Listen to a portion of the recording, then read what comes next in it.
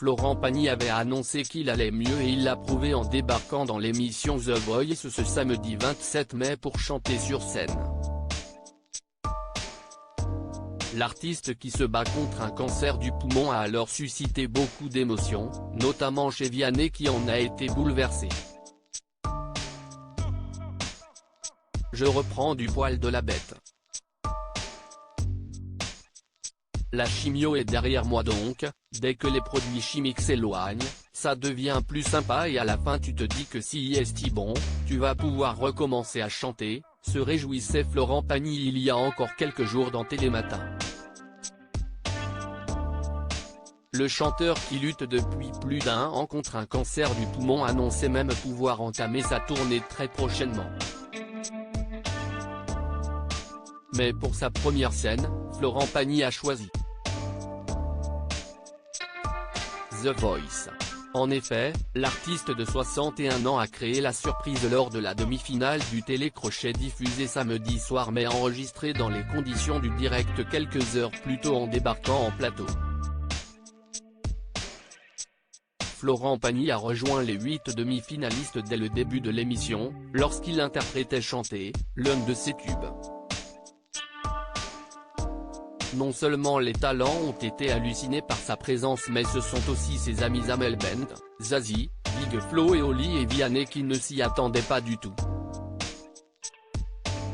Vianney a tout particulièrement été bouleversé de revoir l'ancien coach sur scène, au point d'en avoir les larmes aux yeux.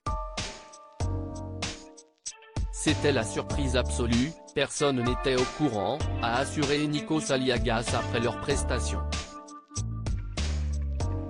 Si est le cadeau de Florent pour cette demi-finale? Le patron est dans la place. Sur Twitter, les réactions émues ne se sont pas fait attendre. Florent, quel bonheur de le revoir, que c'était émouvant merci, l'émotion de Vianney Pouyouyou. À un doigt de pleurer, Florent le guerrier, quelle joie de l'entendre, des frissons, quelle surprise, quelle claque, et quel bonheur de revoir Florent Pagny, j'ai chialé devant ma télé, peut-on lire. Le retour de Florent Pagny dans The Voice n'était peut-être pas une surprise pour tous puisque nos confrères de Télé Loisirs l'avaient annoncé quelques heures avant le début de la demi-finale. Le chanteur, avec la complicité de quelques personnes de la production de The Voice, a réservé une énorme surprise aux talents et au coach, apprenait-on. Il précisait que même l'animateur Nikos Aliagas n'avait aucune idée de ce qui se tramait. En outre, la fin de l'émission, aux alentours de 23h, a eu lieu en direct pour que le public puisse voter pour ses candidats favoris. Au terme de la soirée, ce sont finalement Arslan, équipe Amel Bent, Aurélien, équipe Zazie, Misha, équipe Amel Bent, et Jérémy Levif, équipe Vianney, qui se sont qualifiés pour la finale.